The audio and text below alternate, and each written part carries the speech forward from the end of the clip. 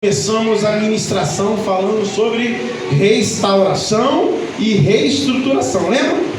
Quem lembra disso, diga amém? Amém. Falamos a diferença entre restauração e reestruturação. Restauração é uma coisa visível, alguém vê uma pessoa que foi restaurada. A reestruturação é uma coisa invisível, porque está interno, né? Nós fizemos uma reforma nesse prédio e nós falamos assim, ó, a restauração todo mundo está vendo. Né? A igreja está com piso novo, a igreja está aberta, está maior, a igreja está com uma restauração, show de bola. Mas a estruturação da igreja, a estrutura da igreja não foi mexida. Nós não fizemos outra coluna, nós não fizemos nada para estruturar a igreja, porque não foi necessário. Mas a estruturação ou reestruturação, ela não é visível aos olhos nu, né? Então é necessário para que haja uma restauração permanente, uma reestruturação permanente. Se nós formos olhar o livro de 2 Reis, eu estou dando só uma recapitulada do que foi falado semana passada. Se nós formos olhar ali o livro de 1 Reis, no capítulo 18, nós vamos ver o embate de Elias com os profetas de Baal, né, e os outros profetas dos outros deuses. Nós vamos ver que na hora que Elias ele começou ou foi pedir para fogo do céu descer, ele fez duas coisas. Ele reestruturou o altar. Ele pegou 12 pedras, lembram disso? Lá, pega 12 pedras, simbolizando estrutura, a pedra. Depois ele restaura, né? Faz o altar direitinho, manda tacar água para limpar, e manda tacar de novo, manda tacar de novo, antes dele pedir para fogo do céu descer. E é isso que nós precisamos. Antes de nós chegarmos em 2026, pedir a Deus para que aconteça algumas coisas na nossa vida, nós precisamos reestruturar a nossa vida para que Deus restaure ela. Semana passada nós falamos sobre reestruturação ministerial, reestruturação e restauração ministerial. Por que da importância de entender isso? Daqui a pouco cada um de vocês, ou cada um de nós, porque eu também vou receber, teremos em mãos o nosso projeto de vida. E aí quando nós começarmos a escrever lá, muitas das vezes nós colocamos no projeto aquilo que nós queremos sem ter a estrutura para ter. Um exemplo, né? Deus, eu quero, eu quero um carro do ano, vamos botar assim. É o que eu quero. Aí eu boto lá, eu quero um carro do ano. Aí eu pergunto, você tem estrutura para ter um carro do ano? Você tem dinheiro para pagar IPVA de um carro do ano? Um carro do ano está em base aí, um básico sem nada, um mob da vida, um quid da vida dá 80 mil. Básico, simples, o carro mais barato. O IPVA dele custa 5% do valor, é 4 mil. Você tem dinheiro para manter o combustível em dia? Então essa é a parte da estrutura. Você tem carteira de motorista para dirigir esse carro? Então isso é estrutura. Antes de eu escrever lá que eu quero um carro do ano, eu preciso saber se eu tenho estrutura para ter esse carro do ano. Quem está entendendo, diga amém. Então quando eu receber lá o meu projeto de vida e escrever lá o que eu quero, eu preciso saber se eu tenho estrutura para aquilo. Eu quero uma casa nova. Você tem estrutura para ter uma casa nova? Você cuida da casa que você tem? Você cuida da casa que você tem hoje? Está tudo bem com ela? Está limpinha? Está cheirosa? Ou está uma bagunça? Tem alguém que quer uma casa maior, mas tem uma casa pequena e não consegue cuidar. Então não adianta você pedir coisas que você não está preparado para receber. Isso é estrutura. Então o próximo, de semana passada até daqui a 4 domingos, até dia 14 de dezembro, nós estaremos falando sobre restauração e reestruturação em algumas áreas. E semana passada nós falamos sobre a área ministerial. Essa semana, né, vamos falar sobre a restauração e reestruturação da área familiar.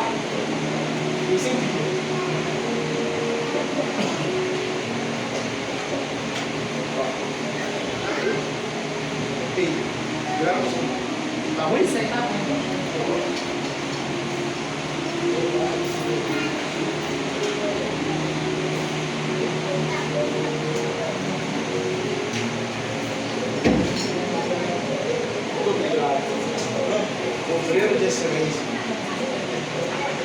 Glória a Deus, voltei.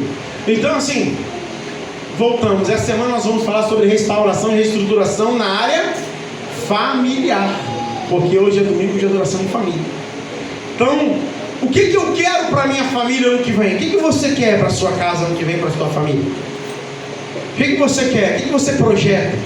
Quando você for lá escrever o teu projeto de vida, o que você projeta? Certamente, você tem alguém dentro da sua casa que você quer que tenha um encontro com Jesus. Certamente. Certamente você tem alguém lá que você fala: Senhor, eu quero que o Senhor liberte meu esposo, a minha esposa, o meu filho, a minha filha, independente de quem for. Você tem um desejo. Dentro da área familiar, às vezes na sua casa falta paz, às vezes na sua casa falta alegria, às vezes na sua casa ou no seu lar falta a presença de Deus. Mas até a paz, a alegria e a presença de Deus, se você não tiver uma estrutura para ter isso dentro da sua casa, não vai ter. Não vai ter. E muitas das vezes não depende da pessoa que não tem Jesus. A estrutura normalmente depende da pessoa que já tem Jesus. É ela que precisa fazer a diferença. Sou eu que preciso fazer a diferença? Fala assim: eu que preciso fazer a diferença. Fala. A nossa família é a nossa base. Então eu separei 3 passos para que eu consiga ter uma família restaurada e reestruturada. Desculpa, eu vou refazer essa frase. Eu separei 3 passos para que nós tenhamos uma família restaurada. A restauração, ela vem de Deus. 3 passos.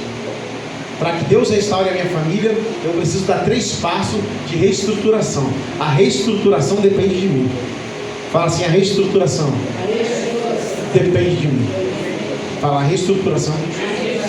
Não, tá fraco. Fala: a reestruturação depende de mim. Isso depende de mim. Quando Deus vai ter aliança com qualquer pessoa, Deus, ele coloca algumas regras na aliança.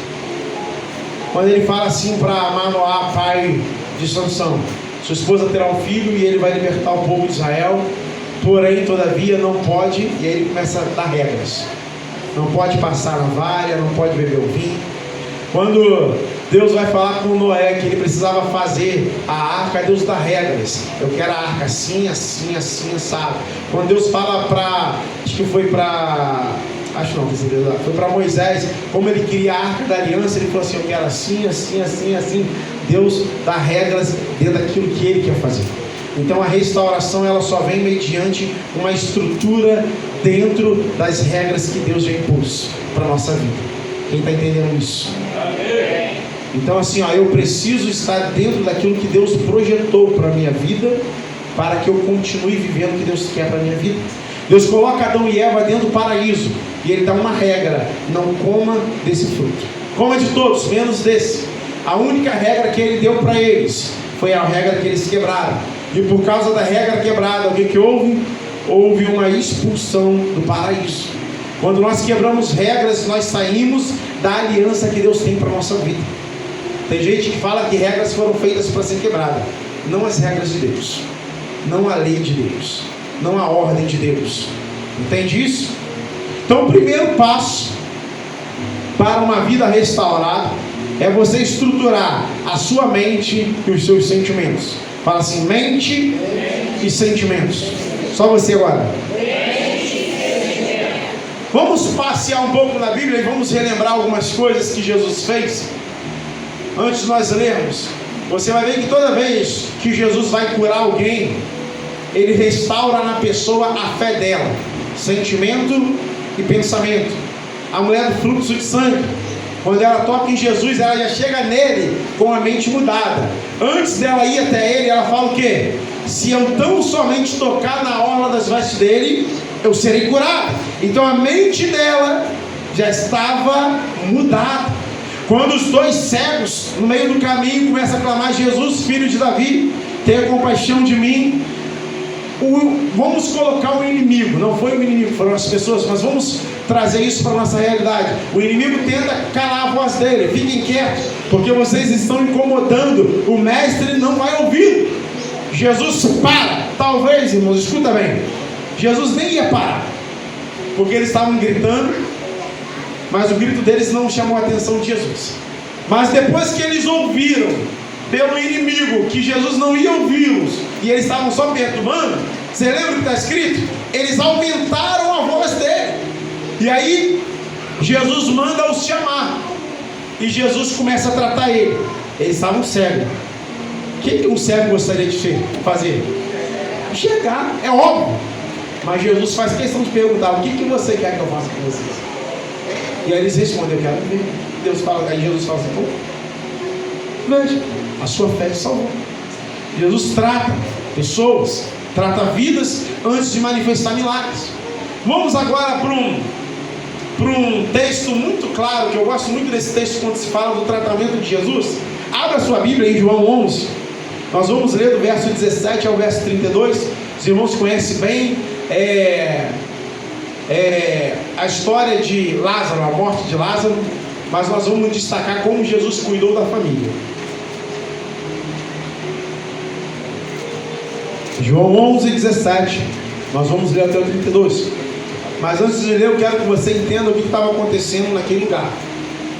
Naquele tempo não era normal que as mulheres tivessem a proatividade, que trabalhassem e sustentassem a casa. Era normal que elas seriam sustentadas por alguém, por algum homem. E Marta e Maria, irmã de Lázaro, não eram casadas, elas moravam com ele. Então era ele que cuidava da casa, era ele que sustentava a casa.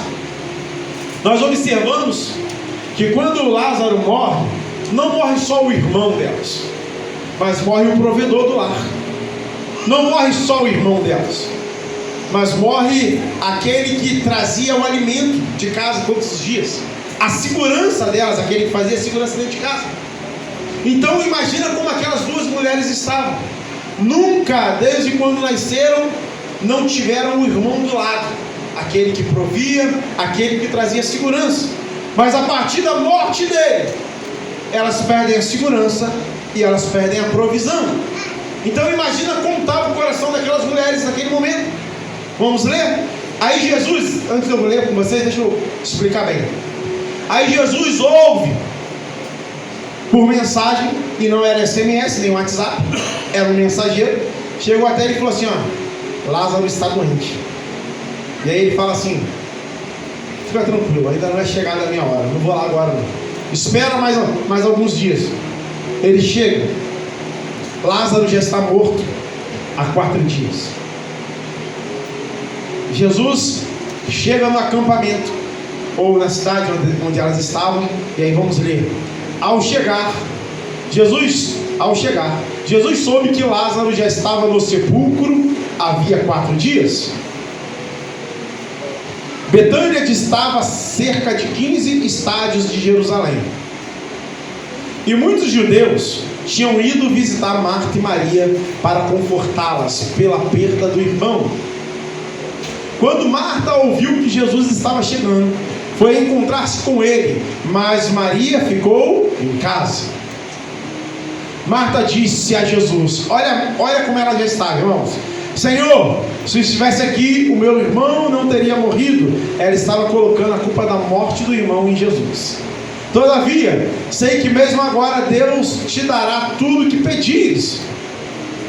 Jesus lhe disse: olha Jesus cuidando da mente dela agora e do sentimento dela. Uma mulher destruída, com uma mente destruída. Jesus disse: o seu irmão vai ressuscitar. Mas isso não é o suficiente para ela, porque ela sabe da promessa que todos os crentes vão ressuscitar nos últimos dias, no último dia, quando virá a ressurreição. Aí ela disse: eu sei que ele vai ressuscitar na ressurreição do último dia. A mente dela ainda está destruída, a mente dela, o sentimento dela ainda está acabado. Para ela já teve um fim, a esperança dela de ter o irmão do lado não existia. Mas o verso 25 diz: Jesus disse: eu sou a ressurreição e a vida. Aquele que crê em mim, ainda que morra, viverá. 26. E todo aquele que vive e crê em mim jamais morrerá eternamente. Você crê nisso? Ela responde: Ela lhe respondeu: sim, Senhor, eu creio que tu és o Cristo, o Filho do Deus vivo, que devia vir ao mundo. Depois de dizer isso, foi para casa, chamou Maria e sua irmã à parte e disse: o mestre está aqui e está te chamando. Escuta, irmãos, ele tinha cuidado de Marta, mas a outra parte interessada ainda estava doente. Mas a outra parte interessada ainda estava triste e destroçada. Então Jesus, ele cuida por completo da família. Ele fala: dispensa Marta e chama Maria. Olha o que ele fala para Maria. É praticamente a mesma coisa, é quase um copia e cola. Levantou-se depressa e foi ao encontro dele. Jesus ainda não tinha entrado no povoado, mas estava no lugar onde Marta o havia encontrado. Quando notaram que ela se levantou depressa e saiu, os judeus que a estavam confortando em casa seguiram-na, supondo que ela ia ao sepulcro para ali chorar. Quando Maria chegou ao lugar onde Jesus estava e o viu, prostrou-se aos seus pés e disse: Senhor, se tu estivesse aqui, o meu irmão não teria morrido. Quando Jesus viu que Maria chorava, bem como os judeus que a acompanhavam, ficou profundamente comovido e perturbou-se. Acabou? Até o 32, né? Já pulamos. Aí Jesus chega até o sepulcro. E aí o resto é história. Vocês sabem, né? Aí Jesus manda tirar pedra. Marta diz: mas o morto, olha como ela estava. Por mais que Jesus já tivesse cuidado da mente dela e do sentimento dela, ela ainda estava precisando ser restaurada ou reestruturada. Ela fala assim: ó, mas o morto já cheira mal. Não era o irmão dela, era o morto. Sabe? Se ela estivesse pelo menos com o coração já exultante, impactada, porque ia acontecer um milagre, ela ia falar assim: Senhor, mas meu irmão já tem 4 dias que morreu. Tenho certeza, mas não. Ela faz questão de mostrar. E olha, e não é nessa tradução, em qualquer tradução que você for ver, a frase é a mesma: mas o morto já cheira mal. Sabe, ela já não tinha mais a esperança de que poderia acontecer, mesmo que Jesus tivesse feito isso. Mas Jesus agora tem que fazer a última tratativa na mente dela, o último cuidado, o último bálsamo na alma dela. Jesus fala assim: ó, encare o seu medo, tire a pedra. Jesus faz o quê? Tire a pedra. É encarar o medo dela. Aí vai quando ela fala: Senhor, mas o defunto se cheira mal. E aí fica na mão dela, fica na mão de Marta e de Maria querer viver o que Deus tem para a vida delas ou não. Porque reestruturação é isso, irmão. É você ter na sua mão a possibilidade de mudança e crer que vai acontecer sem você ter visto o que aconteceu. Aquelas mulheres sabiam que o irmão estava morto há 4 dias. Aquelas mulheres sabiam que depois de morto não tem como voltar. Elas nunca tinham visto uma ressurreição. Tinha a pedra, e se ela tivesse tirado a pedra, irmãos, escuta bem, talvez você nunca tenha passado por isso. Eu também nunca passei, e eu espero nunca passar. Mas tu já foi fazer exumação de corpo? Depois de você já ter passado pelo luto de enterrar a pessoa, você tem que abrir o caixão de novo e ver o estado daquela pessoa de novo. Imagina que era a segurança dela, imagina que era, sabe, a esperança delas que já estava morta. Elas iriam ter que ver aquilo de novo. Elas teriam que brigar com elas de novo. Elas teriam que jogar 4 dias de luto fora. Mas para piorar, o corpo estaria pior do que há 4 dias atrás. Porque há 4 dias atrás os bichos ainda não teriam saído. Há 4 dias atrás o cheiro ainda não estava forte. Agora você imagina Jesus vira para ela e fala assim: ó, eu quero restaurar. Mas é você que tem que crer, Marta. É você que tem que crer, Maria. Você crer é a estrutura da sua família. A sua mente e o seu coração, o seu sentimento precisa estar estável em Deus. Precisa se tirar uma pedra que talvez impeça da restauração de Deus chegar. O que eu quero para 2026 dentro da minha família? Eu quero paz, Então a paz precisa começar por você. Creio que vai acontecer paz. O que depender de mim, tenha paz. Eu preciso chegar com paz. Eu não posso ser o primeiro a fomentar a guerra. Eu não posso chegar, ele não fez isso, ela não fez isso, e brigar, e que paz vai ter, se em você não tem paz? Se a pedra da paz ainda está tapando o sepulcro do milagre. Sabe, como é que você quer alegria na sua casa, se dentro de você não tem alegria?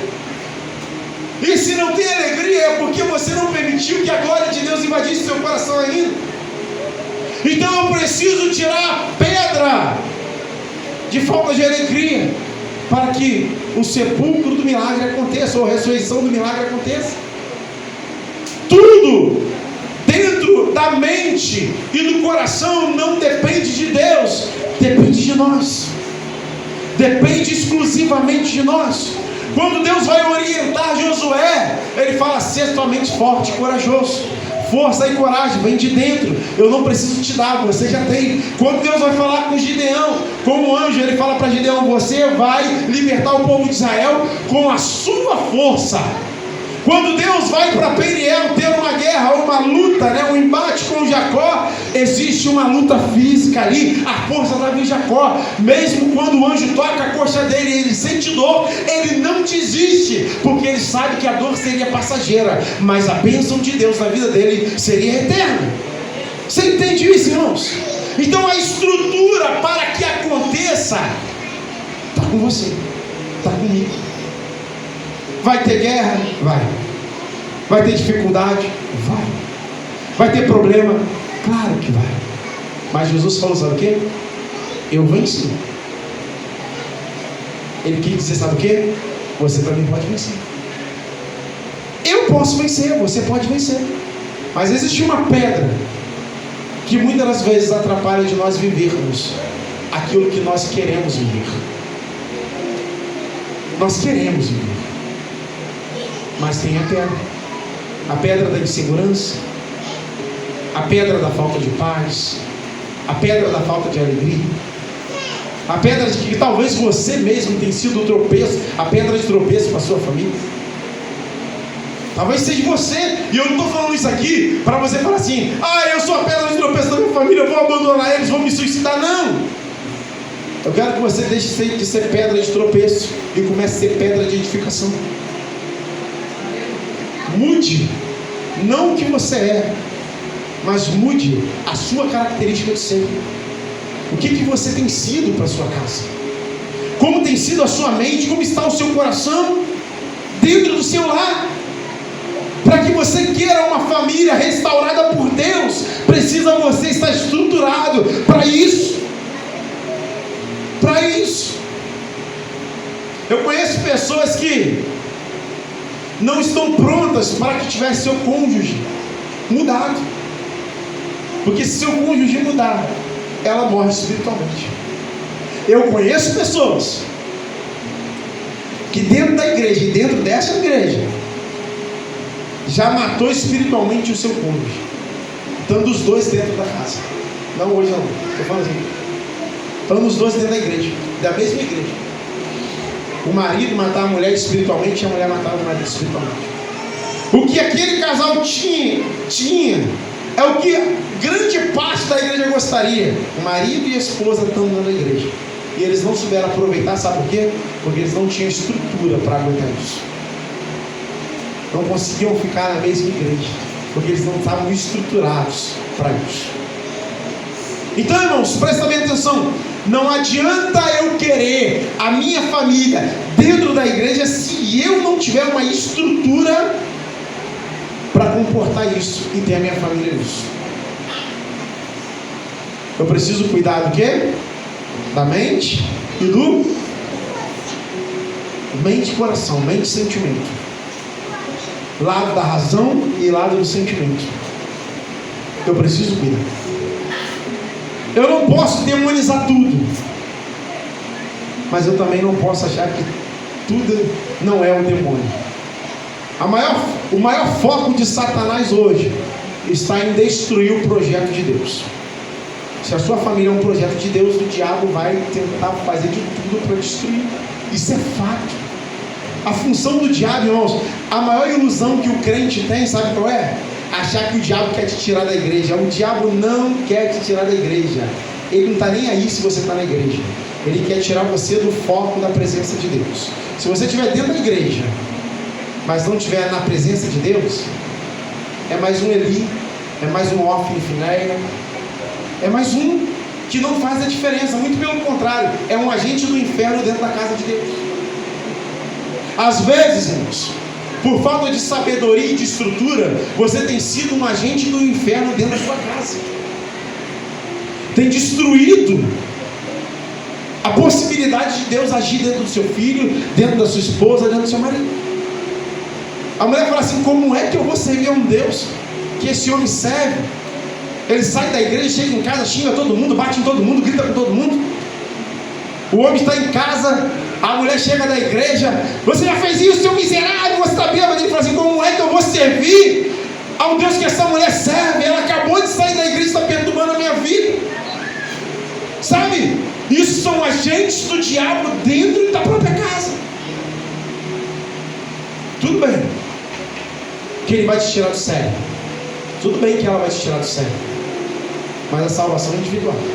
Eu sei que você quer muito que essa pessoa vá para o céu, mas você não vai conseguir fazer isso na marra, na força e na violência.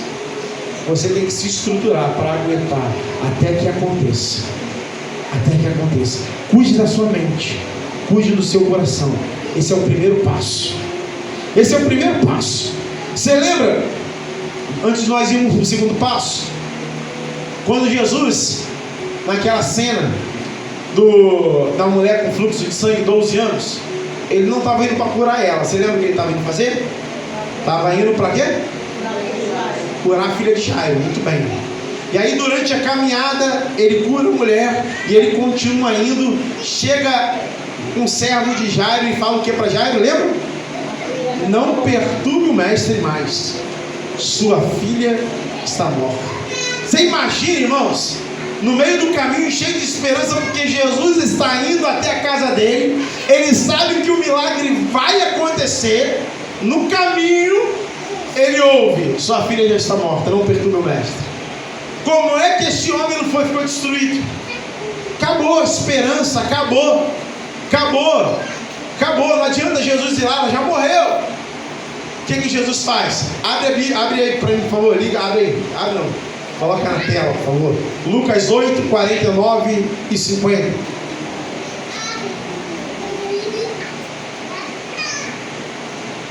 Jesus faz questão, irmãos, de antes de chegar na casa dele, cuidar da mente dele e do coração, do sentimento dele, enfim, né?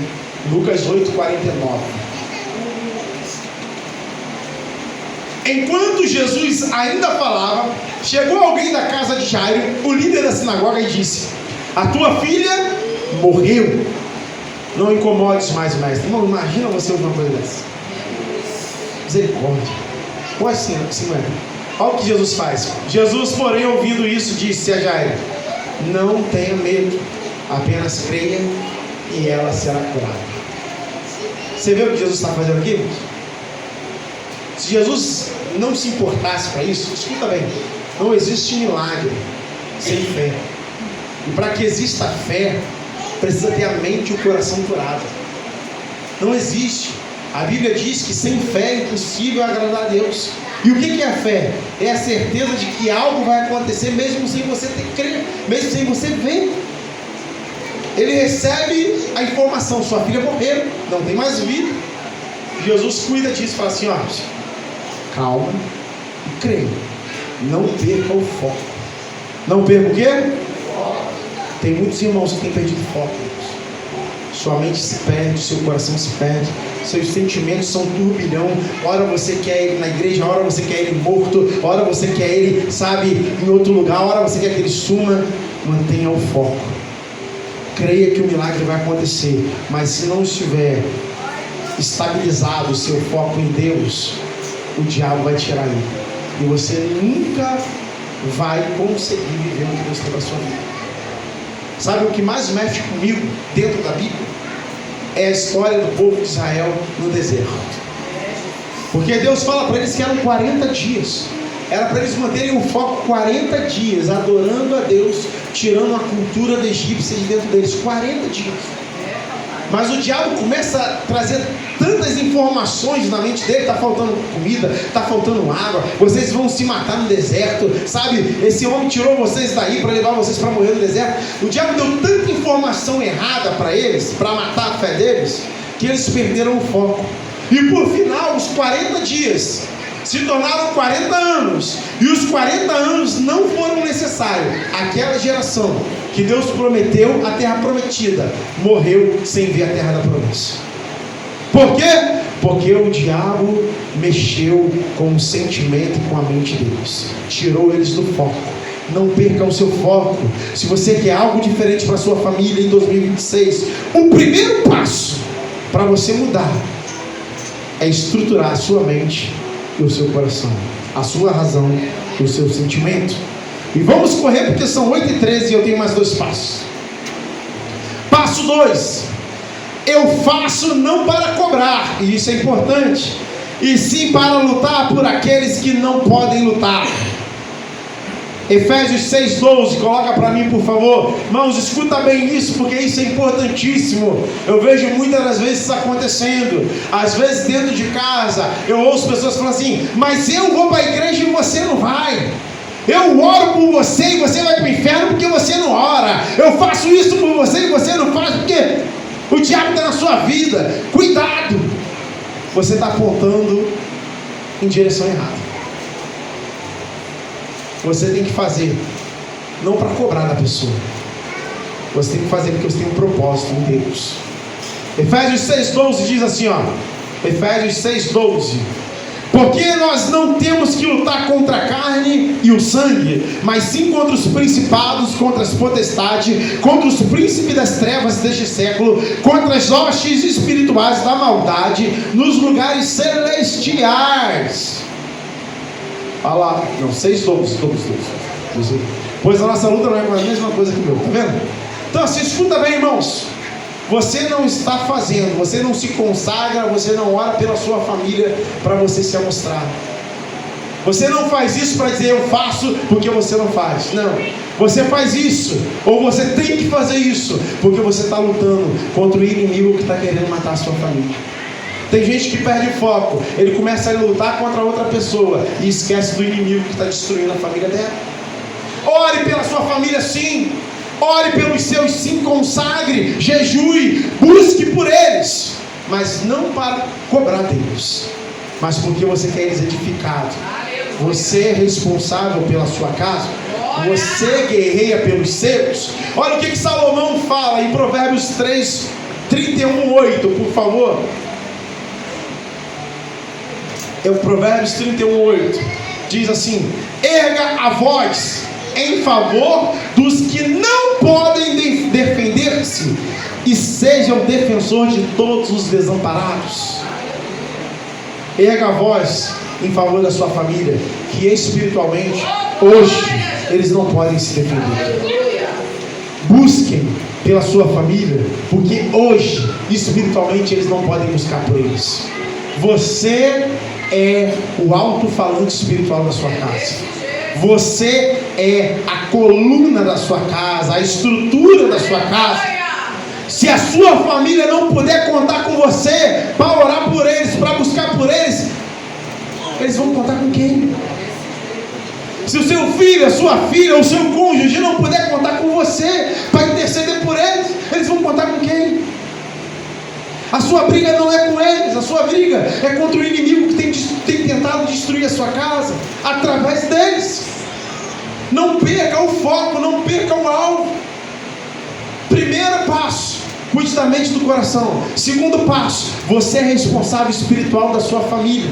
Não faça para jogar na cara, faça porque você precisa lutar por eles, faça porque você precisa buscar por eles, faça porque você precisa interceder por eles. Você lembra de Jó? Toda vez que ia comer na casa de um dos filhos, ele fazia questão de fazer um sacrifício pelos filhos. Por quê? Se talvez os meus filhos pecaram, eu já estou pedindo perdão em favor deles. Ele já sacrificava em favor dos filhos. Mas a Bíblia não fala que ele chegava na hora da comida e falava assim: ô fulano, peca não, hein? Mas já sacrifiquei por você. Você não faz isso por você? Mas eu faço porque eu sou seu pai. Não. Os filhos deles talvez nem sabiam. Talvez não tinha nem noção do sacrifício que o pai fazia por eles. Sabe, irmãos, o problema é que espiritualmente a gente quer jogar na cara. Mas se nós, principalmente, aí eu vou trazer um pouquinho para o lado dos homens, com esse entendimento. Se nós pararmos para analisar, eu sei que as mulheres também fazem isso, mas eu estou falando do sentimento que é o que eu não tenho o sentimento de vocês. Nós trabalhamos por quê, irmãos? Os homens. Pode falar, Lucas. Pela família. Tudo que nós conquistamos é para quê? Pela família. Se nós fazemos uma reforma em casa, é para conforto de quem? Da família. Nós não ficamos cobrando a nossa esposa que ela não levanta um tijolo. Nós não cobramos isso, eu pelo menos não cobro. Eu cobro que a comida não está pronta aqui. Não levanta um tijolo, é problema meu. Você fica cobrando a sua esposa que o cano está entupido e ela não desentupiu? Porque é sua função. Espiritualmente é mais ou menos isso. A função nossa, como homens e mulheres de Deus, é cuidar dessa parte da família. O espiritual é problema nosso, não é deles. Então entenda a sua posição dentro do seu lar. Entenda o seu lugar dentro do seu lar. Entenda. Eu já entrei até no terceiro passo. Escuta, irmãos. Gênesis capítulo 7, verso 1. Bota para mim, por favor. Vai ver que Deus faz aliança com um homem. 7:1. Então o Senhor disse a Noé: entre na arca você e toda a sua família, porque tenho visto que você é justo aos meus olhos entre as pessoas dessa geração. Mantenha. Bom, essa é a conclusão de algo que Deus tinha feito com Noé lá atrás. Esse texto é a conclusão. Lá atrás, Deus fala para Noé: Noé, prepara uma arca. Para Noé, fala para ninguém mais. Não fala para a esposa de Noé, não fala para os filhos dele, não fala para ninguém, só para Noé. Noé obedece. Passa 50 anos, Noé constrói a arca. Deus fala assim para Noé: agora você construiu a arca, entra você e sua família. Porque eu não tenho visto, ou melhor, porque eu tenho visto que a sua família é justa aos meus olhos. É isso que está escrito? Não. A sua esposa é justa aos meus olhos. Está escrito isso? Seus filhos é justo aos meus olhos. Está escrito isso? Suas filhas é justa aos meus olhos. Não está escrito. Só seus filhos. Não está escrito. Por quê? Porque a aliança era com Noé. A responsabilidade era de Noé. Não era de Cã, de Sem e de Jafé. Não. Não era da esposa de Noé. Não. Você é o Noé da sua casa. Eu sou o Noé da minha casa. Não adianta eu querer colocar a culpa em Sem, se a aliança foi feita comigo. Não adianta eu querer colocar a culpa na esposa, se a aliança foi feita comigo. Se foi eu o chamado da minha casa logo para acontecer. Então estrutura isso no seu coração. Você é o responsável espiritual da sua casa. Você, mais ninguém. Se foi Deus que te chamou primeiro, você é o primeiro. Você é o primeiro. Ah, mas está demorando. Vai chegar. Há mais de 10 anos atrás, o presbítero José Pai começou uma obra nessa casa aqui, para montar essa igreja. Ele entrou aqui fumando, não era crente. Durante o processo da obra, ele se converteu. Quantos anos isso? 15 anos, mais ou menos? Já tem 20 e poucos anos, tá velho. A igreja tem 23, né? É verdade. Não, é verdade. 20 e poucos anos. Ele entrou fumando e se converteu. Mas era ele. Se passaram 20 e poucos anos, agora, 21 de dezembro de 2025, que nós vamos batizar a esposa dele. Agora. Mas ele soube se manter na posição. A Amanda começou aqui pequenininha, das crianças, pela família dela. Passou-se, sabe Deus quantos anos, veio Alice. Passou-se mais alguns anos, veio a Cristina. Começou com alguém. Posicione-se. A sua família depende de você. No espiritual, a sua família é 100% dependente de você. Então, se você não entender isso, você nunca vai ter sua família aqui. Estruture a sua mente para isso. Não culpe, não faça para jogar na cara. Faça porque você sabe a sua responsabilidade. Terceiro e último passo, para nós começarmos a caminhar para o final. Posicione-se. Fala assim, posicione-se. Posicione-se. Meu celular voou. Misericórdia. Josué capítulo 24, verso 15. Diz assim: vocês escolhem o que desejam, ou melhor, porém, se vocês se parece mal aos vossos olhos servir ao Senhor, escolhei hoje a quem servir ou servais. Se aos deuses a quem serviam os vossos pais, que estavam além do rio, ou aos deuses dos amorreus, em cuja terra habitais. Porém, eu e a minha casa serviremos ao Senhor. Isso não é uma promessa, isso é uma posição. Alguém usa esse versículo como promessa, mas não é uma promessa. Ele está se posicionando diante do povo. Ele está dizendo assim: olha, vocês podem servir aos deuses do pai de vocês, vocês podem servir aos deuses dos amorreus, que é a terra que vocês habitam, mas entenda uma coisa: dentro da minha casa ninguém palpita. Eu e a minha casa serviremos ao Senhor. E quando eu falo isso, eu não estou falando para você obrigar alguém da sua casa a servir a Deus. Eu estou falando isso para você entender que a sua posição espiritual para o inferno é: dentro da minha casa, Satanás, você não tem poder. Dentro da minha casa, Satanás, você não manda. Dentro da minha casa, Satanás, quem manda é Deus. Então, no que depender de você, se posicione com paz, se posicione com alegria, se posicione com autoridade espiritual. Você precisa disso. Tem gente que fala: eu não aguento mais orar. Quer saber de uma coisa? Deixa a vida me levar. Vai te levar para onde você quiser. Não, irmãos. Não. O diabo, ele não pode ter liberdade dentro da sua casa.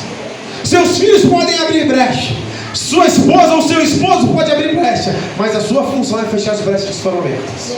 A sua função é falar: Senhor, eu não sei se ele fez ou se ele não fez, se ela fez ou se ela não fez, mas uma coisa eu te peço, Pai: fecha as brechas que foram abertas. Quebra, Pai, toda a maldição que ele trouxe da rua, que ela trouxe da rua. Pai, em nome de Jesus Cristo, eu estou ungindo eles aqui dormindo. Começa a destruir toda a artimanha do inferno para minha casa, Pai. Eu não aceito que entre nada aqui que não for o Senhor que trouxer, Pai. Comece a se posicionar dentro da sua casa, irmão. Se você não se posicionar dentro da sua casa, não vai existir restauração no seu lar. Se posicione dentro da sua casa. Se posicione dentro daquilo que Deus te colocou para representar. Quando alguém dentro da sua casa olha para você, te vê como? Como um homem ou uma mulher de Deus? Ou como um crente chato, enjoado, perturbado? Ou crente falso? Ou falso profeta? Que é assim que eles falam. Como é que você é visto? Como é que as pessoas te olham? Como? Eu não estou falando para você se posicionar de ficar usando terno, ou vestido longo, ou coque, não. O seu posicionamento é espiritual. Tem gente que já nem ora pela casa mais, já nem ora mais pela família, já não busca mais, já está assim: Senhor, já entreguei nas suas mãos, agora é com o Senhor. Não entrega na mão de Deus aquilo que Ele deixou na sua mão, não. Ezequiel faz um negócio que muita gente elogia, mas eu acho que ele foi minimamente covarde, profeta. Deus leva ele em espírito para o vale de ossos secos, e Deus joga a responsabilidade no peito dele e fala assim: Ezequiel, será que esses ossos podem viver? Ele é profeta. Ele devolve a bola para Deus e fala assim: tu sabes. Se eu sou Deus, eu falo assim: eu sei que eu sei. Eu estou querendo saber se você crê. Eu estou botando para você isso. Aí Deus fala assim, joga de novo para ele: então profetiza, porque a responsabilidade é sua. A responsabilidade é sua, não é minha. Minha responsabilidade é fazer, ouvir a sua profecia e executar. Mas se você não se posicionar como profeta, vai continuar um vale de ossos secos. Vai continuar do mesmo jeito. Eu sei o que eu posso fazer, eu sei que eu posso dar vida, eu sei que eu posso criar alguém do nada, eu sei, mas eu quero saber se você tem fé para isso acontecer. Eu quero saber se você se posiciona como profeta dessa geração. A pergunta que Deus te faz é a mesma: será que você está se posicionando como profeta do seu lar? Será que você tem se posicionado como sacerdote do seu lar? Será que você tem se posicionado como alguém responsável de forma espiritual pelo seu lar? Ou você já desistiu? Ou você já abandonou a fé? Agora é com você, não é com Deus. Se você quer a sua família mudada ano que vem, você precisa estar com a mente e o coração mudado esse ano. Você precisa se posicionar esse ano. Você precisa assumir as suas responsabilidades. É questão de saber o seu lugar. É você que estrutura. E ouve bem essa frase: é você que estrutura, porque isso você vai ouvir nas próximas 3 semanas também. A estrutura não depende de Deus, a estrutura depende de nós. E o diabo sabe disso. O diabo tanto sabe disso que ele usa um versículo muito claro que mostra isso. Ele fala assim: ó, destrói os pastores, vai acontecer com as ovelhas, elas vão se espalhar. O pastor é o quê? É a estrutura das ovelhas. Bota lá um pecado na vida do pastor, bota lá uma tentação para o pastor pecar, traz um escândalo, tu vai ver o que vai acontecer com a igreja. Isso é na igreja, na sua casa não é diferente. Se você parar para analisar, quantas vezes você já escandalizou o nome de Jesus dentro da sua casa, com alguém da sua família? Quantas vezes? Alguém deve ter pensado assim: caramba, esse crente, caramba, ele acabou de vir da igreja. Então assim, nem eu, que não sou crente, faço isso.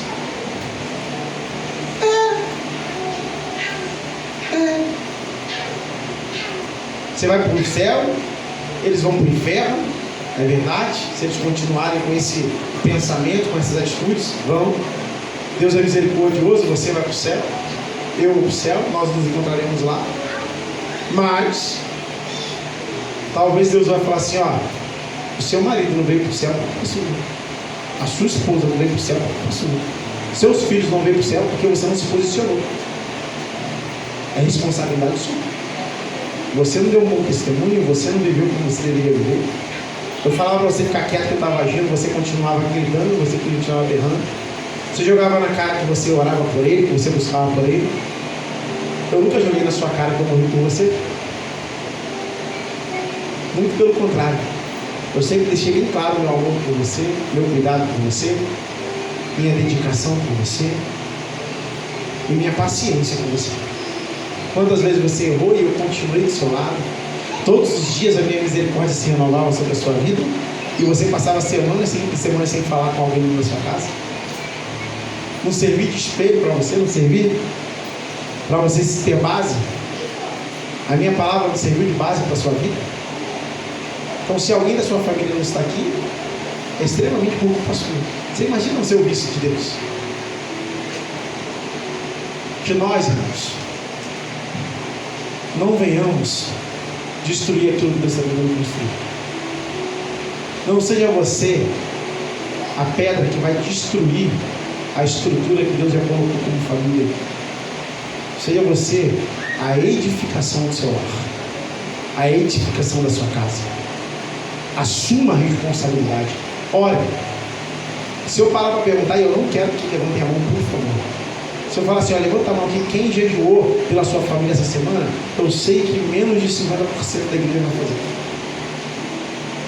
Porque muitas das vezes nós não assumimos a responsabilidade de quem nós somos. Nós chegamos em cima do pastor e falamos assim: pastor, ora pela minha família. Evangelista, ora pela minha família. Pastor, ora pela minha família. Mas muitas das vezes nós mesmos já desistimos da nossa família. Muitas das vezes nós mesmos já não queremos mais nada. Nós pedimos para outra pessoa orar porque nós não temos força mais para orar. Nós terceirizamos a intercessão pela nossa casa porque nós já desistimos. Então eu quero trazer algo para a sua vida hoje. Não desista da sua família. Se posicione. Comece a estruturar hoje a família que você quer amanhã. Comece a estruturar hoje. Comece a pegar as pedras e comece a correr. A pastora às vezes usa muita analogia do balde, né? Eu chuto o balde e depois eu tenho que ir lá buscar. Faça isso. Vai começar a buscar o balde hoje. E chega com lágrimas, com oração, com jejum. Não para derramar sobre eles, jogando na cara deles, não. Mas para falar, Senhor, está aqui a minha adoração, a minha busca, a minha intercessão pela minha casa. Eu estou me posicionando hoje, Pai. Eu e a minha casa serviremos ao Senhor, Deus. Nada vai impedir isso. Eu vou crer nisso até o fim, em nome de Jesus. Amém ou não amém? Amém. Se coloca de pé. São 8h30. Glória a Deus. Aleluia. Deus é aquele que restaura, que transforma e que traz renovo.